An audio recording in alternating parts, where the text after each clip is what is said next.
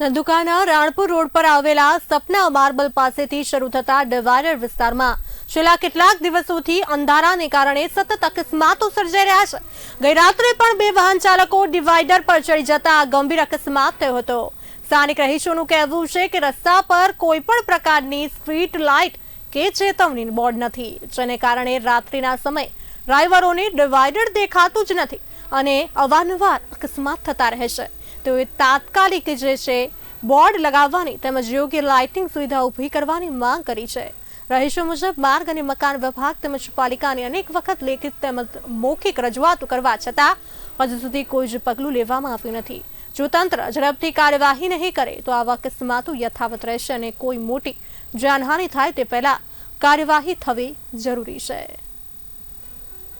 ગામ દેવળિયા ધંધુકા હું જતો હતો અને ડિવાઈડર દેખાણું નહીં મારે, એટલે ગાડી મારી ચડી ગઈ ઉપર અને ભાંગી ગઈ।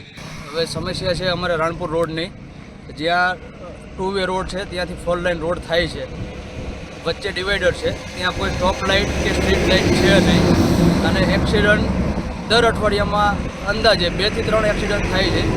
એક બાઇકવાળાનું ફેટલ પણ થયેલું છે, જે MP પાર્સિંગનું હતું, એ ભાઈની ડેથ થઈ ગયેલી છે।